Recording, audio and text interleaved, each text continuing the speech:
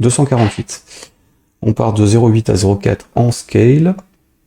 Donc c'est bon. Là, le X, il va d'un truc plus grand à un truc plus petit, donc c'est bien supérieur. Le Y, il va d'un plus grand à un plus petit, c'est bien supérieur.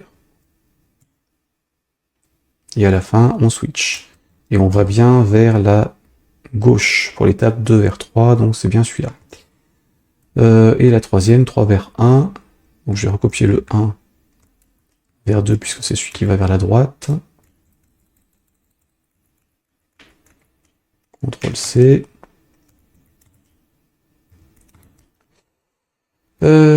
Ça, je colle. Alors, à la fin du 3 vers 1, on va de 1 vers 2. Non, on arrête le 3 vers 1. Hop, et on va vers... On est en position 1. Ok, donc on part de 3 vers 1. 3, c'était 656. 248 et 0,4. L'arrivée ici, c'est 1. 360, 776. Le reste n'a pas bougé, c'est le même canard que tout à l'heure. Donc on est X, donc on part d'un plus petit, on va à un plus grand. Donc on sait bien tant qu'on est inférieur à la destination. Le Y, on est au-dessus. On part d'un plus petit à un plus grand, donc c'est inférieur à l'arrivée. Là, les canards sont censés évoluer dans notre truc, donc on va aller vérifier ça, parce que je dois dire que j'ai hâte de voir ce que ça va donner. Si ça donne quelque chose. Si ça compile déjà, ça a l'air.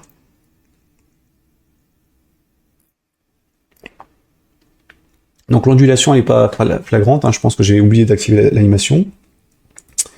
Là il fait plus rien, donc il déclenche pas le truc. Donc j'ai un timer qui n'est pas déclenché, qui doit pas être le bon. Alors le 1, on initialise le 1 vers 2. On le met bien à true, l'animation, ondulation, start, stop, enable. J'ai peut-être pas mis en boucle d'un côté ou l'autre. Donc ça c'est censé être bon. Le 2, on va de 2 vers 3. Le 2 vers 3, c'est pas celui-là, c'est le 2 vers 3 qu'il faut que j'active. Voilà, et donc on est bon pour les positions. On a vérifié au moins 2 fois. Le 3, il va déclencher le 3 vers 1. Et le reste est bon aussi. Je vérifie les ondulations. Alors, le canard, ici, celui-ci, il est bien en boucle ou pas? Non, il n'était pas en boucle, c'est pour ça qu'il ne le fait pas. Celui-là, il n'était pas en boucle non plus, donc c'est normal. Et je le mets en auto-reverse. Voilà. Enregistrement, F9. Ça doit bouger.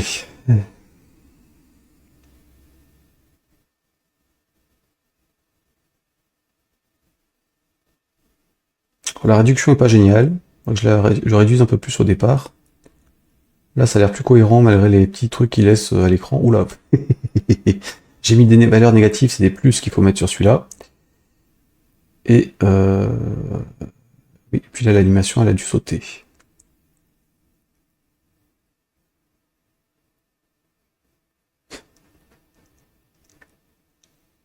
Bon, après le côté, à part le côté je freine à fond du canard, ça a l'air bon. Donc le 2 vers 3, il y a un problème d'inclinaison.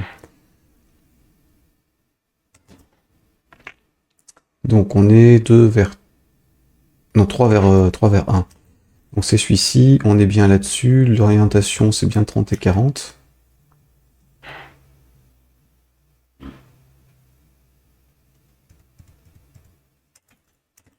On va la couper et la réactiver.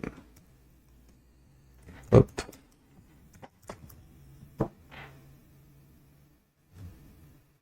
On va la couper quand il se masque. Alors ça, hop là, donc on est masqué dans celui-là. Ici, false. Donc on masque, on active l'autre, pareil dans l'autre sens.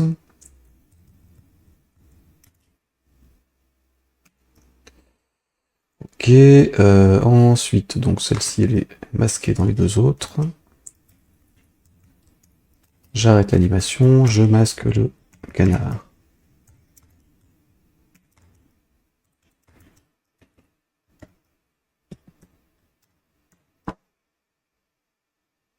Ok, donc on va dire que dans ce sens il va aller rapidement, dans l'autre sens il sera un peu plus long. Donc 2 vers 3, 1 vers 2. On va dire qu'il va faire ça mollo quand même. Donc 1 vers 2 c'est celui-ci. Ce sera plus 5 secondes, ce sera 8.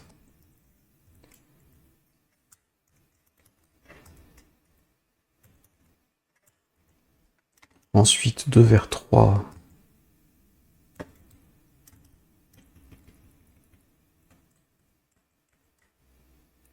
C'est bien, et il sera speed au fond. Et 3 vers 1, par contre, c'est vraiment mettre 10 secondes.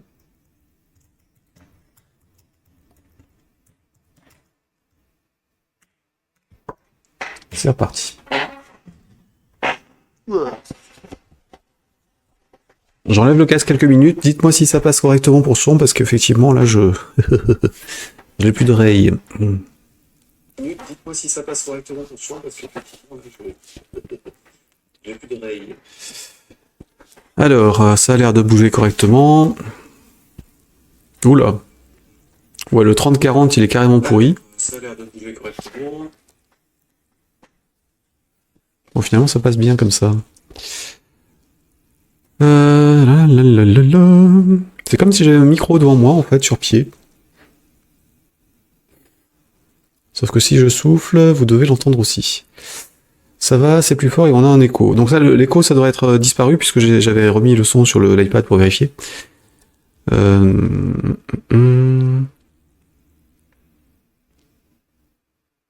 plus fort, c'est bizarre par contre. Parce que je suis, quoique je suis pile devant, ouais, c'est bizarre. On retentera ça à l'occasion. Alors... Bon, donc ça sert à rien, je bloque là-dessus. Le canard, il a l'air de fonctionner correctement. Hein. Il continue à son ondulation, il fait bien ses trucs. Le 30-40, c'est quand même carrément horrible. Puis la permutation est catastrophique. Mais c'est pas grave, on va rester dans cet état-là pour lui, et puis on va monter l'écran un petit peu. Oui, j'ai dit l'orientation déjà. Donc l'orientation, elle était sur la position 3. 3, 3, 3, le init 3, il est où? Ici. Donc 30-40, c'est beaucoup trop. De toute façon, 45, c'est un angle droit. On va faire 15-20. Ce sera déjà bien. Alors, ça c'est bon. Et donc ça c'est ok. Et donc on va remonter l'écran.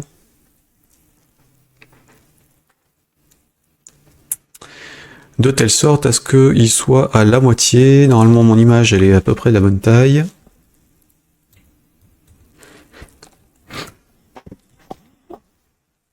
Ouais, sauf que du coup comme ça je peux pas boire. Il faudrait une paille. Donc on est ici. Alors ça, oui, ça sert à rien que je montre à l'écran. C'est plutôt... Oui, non, ça sert à rien que je montre à l'écran quel que soit le truc. Donc là, on est ici, on a l'écran qui fait cette hauteur-là. Et on peut en découper là. Donc j'aimerais qu'on puisse montrer ce qu'il y a en dessous. Donc on va remonter ce truc-là. C'est à peu près... Ça doit pas être la moitié exactement, mais c'est presque la moitié. Donc on va essayer de le remonter jusqu'au bout, en fait, ou à moitié de la hauteur du truc. Ici, donc, une fois qu'on a fait notre premier tour de canard, on remonte l'écran. Mais après le premier tour.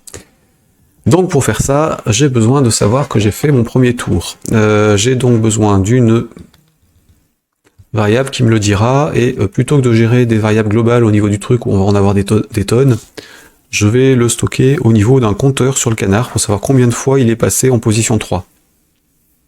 Ou plutôt en position 1. Donc initialise canard position 1. Je vais le comptabiliser, et donc si on arrive à 1, enfin si on arrive à 2 plutôt, je vais considérer que il faut déclencher le décalage de l'écran vers le haut. Donc pour ça, je vais prendre mon canard vers la droite, ici. Je utilise l'une des propriétés qui me sert à rien, enfin qui sert à stocker ce qu'on veut dedans, plus 1. If ça égale 1.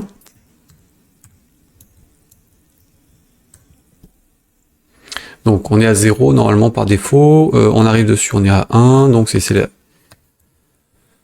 la... si c'est la première fois, on fait rien, si c'est la deuxième, on fait quelque chose, et uniquement la deuxième, hein, parce que sinon on va le faire en boucle. Zen, on remonte l'écran, donc pour ça je vais rajouter une animation, pareil, au niveau de l'écran. F12, donc begin, end.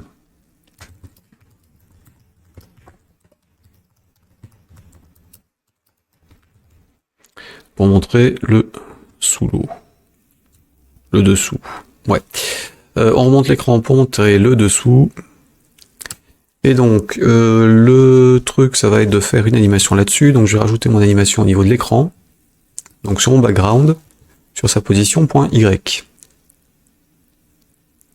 Pas le scale, position, on a dit. Position Y ici. Hop. Encore une animation. Donc c'est S03, remonte étant de la moitié. Ou remonte étant tout court de la moitié, ok. Et on va laisser ça comme ça. Donc il n'y aura pas de boucle. Il va remonter ça lentement, on va dire sur une seconde. Le start value, le end value, on va s'en dépatouiller. Et à la fin, on va arrêter cette animation-là et faire éventuellement autre chose. Donc S03, remonte écran, point enabled, prend false, voilà, et tout doux, lancer la suite.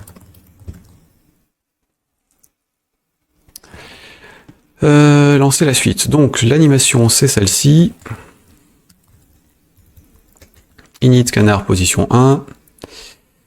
D'ailleurs, c'est peut-être pas sur l'initialisation qu'il faudrait que je le fasse, c'est au niveau de l'arrivée en position 1. Comme ça, je suis sûr que je le ferai qu'une fois. Là, je lance le truc. Donc, ça dégage de là. Enable machin. Oui. Donc, c'est l'arrivée en position 1. Donc, l'arrivée en position 1, elle se fait quand on vient de la 3. Donc, dans le timer qui est là.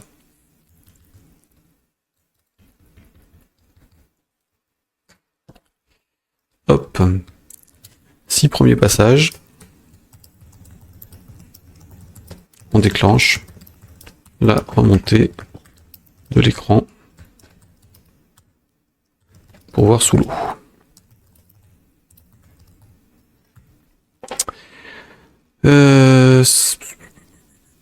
Ça, on va l'incrémenter à l'intérieur.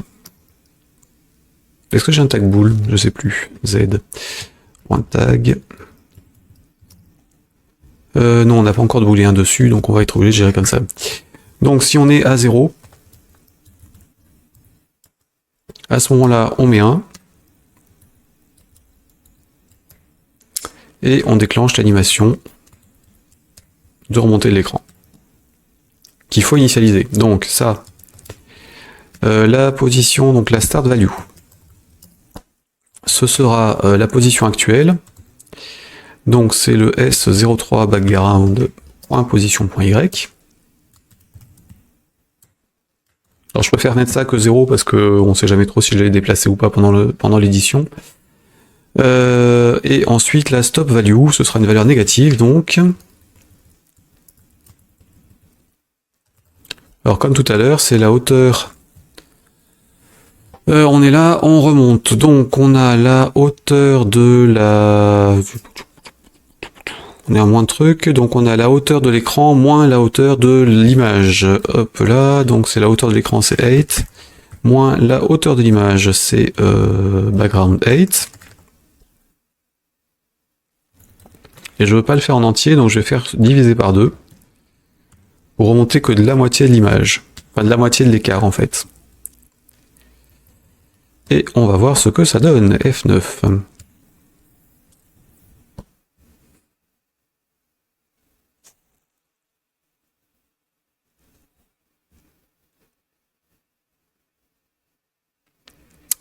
Après, il faudrait être sûr d'avoir le temps de patienter que les canards bougent.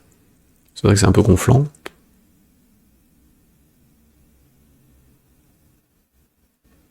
Bon, la petite traînée qu'il y a derrière, c'est un peu bizarre, mais...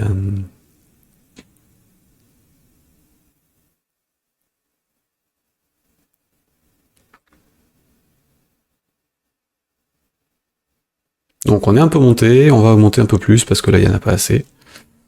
Et lui il continue à bouger parce qu'en fait le canard il est positionné par rapport au background et pas par rapport à l'écran. C'est pour ça que je les ai déplacés tout à l'heure. Donc c'est tout l'intérêt de l'empilage. Donc là c'est plus par 2, on va faire 2 x 3, les 2 tiers du décalage.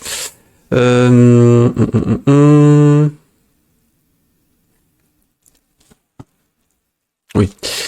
Là dans l'écran en fait, les canards ils sont bien sous le background.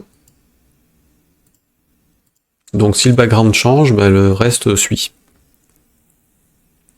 D'où l'intérêt d'avoir un background décalé par rapport à la scène, parce que la scène elle prend tout l'écran, permet de déborder ou pas si on veut, et puis le contenu, le fond qu'on veut bisouiller, il est là. Donc je relance, je vais peut-être accélérer un petit peu quand même mon petit canard qui va vers la droite, parce que là il m'agace. Le 1 vers 3, donc il est ici. Non, ça c'est 1 vers 2, pardon, il est là. Donc on va plus faire du 8, on va faire du 4. Hein. Il va s'exciter un petit peu. Et donc en revenant de là, du 3, on va redescendre. Donc on va quand même changer ça, on va rester sur du 10-15 en ondulation. Ça devrait aller. Hop.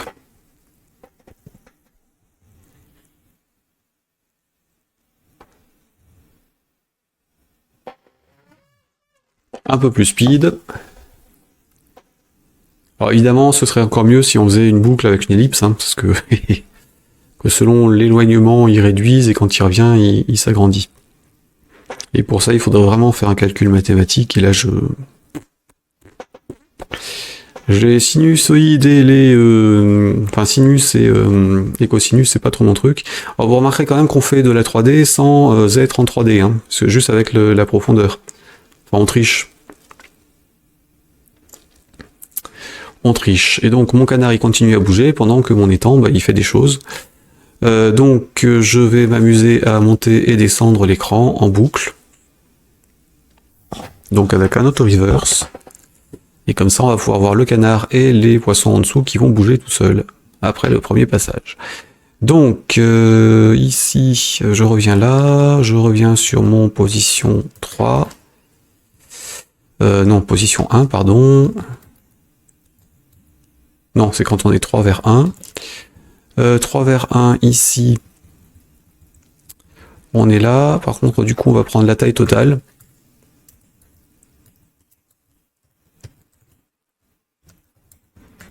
Donc on remonte en entier.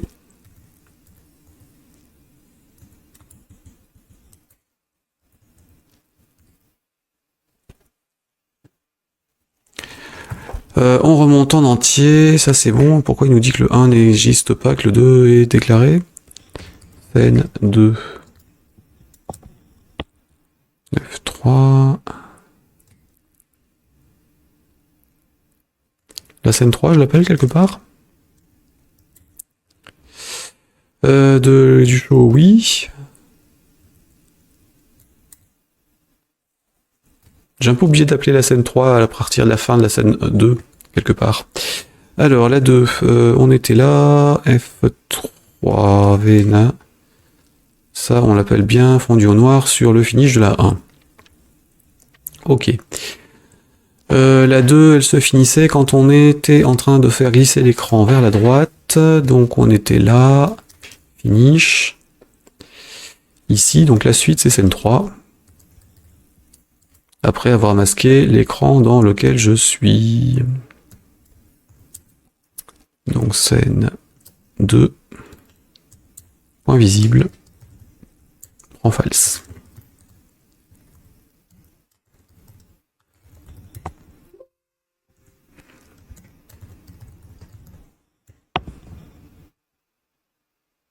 Donc 2 visible false, scène 3, animation coupée, ça c'est bon, et c'est bon. Ok, donc des S, là normalement c'est bon, on doit remonter, et donc j'ai dit en animation dans les deux sens. Donc l'animation sur le background qui était ici, en fait elle s'arrêtera jamais.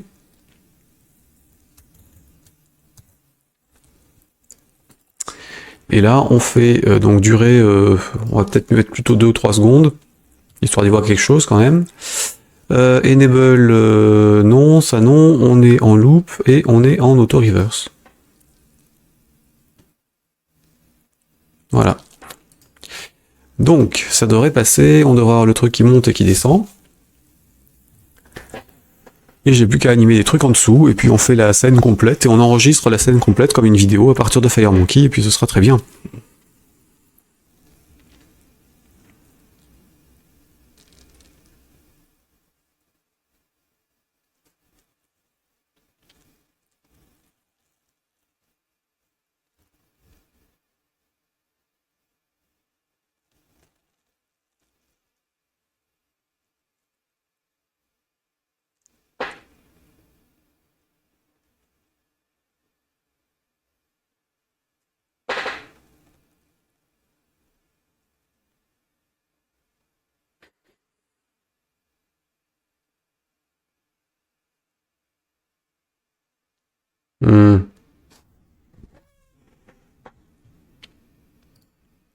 On va pas le faire comme ça.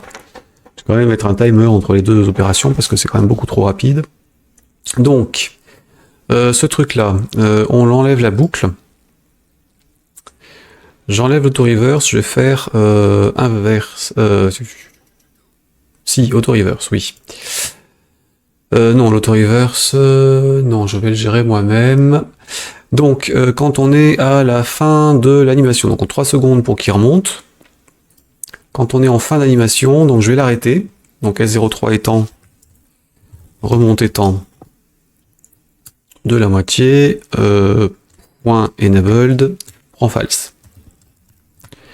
Et je vais la redéclencher. T-task en run. Donc je la redéclenche en background hein, par contre. End. Donc je vais faire un sleep, une attente. Disons qu'on va attendre 8 secondes, 6 secondes, 5 secondes. Allez hop, 6 secondes. Parce que j'ai tapé 6, tant pis. Thread, point, procédure. Non. Q. Oui, voilà, force Q. Nil, procédure. Begin. Et end. Et là, je réactive l'animation après l'avoir inversée. Pour ça, on a une propriété inverse là-dessus. Inverse, hop, ici, prend, note, la même chose. Prend la valeur inverse, en fait. Ici, donc je l'active. Voilà, et je rajoute mon tthread. System threading.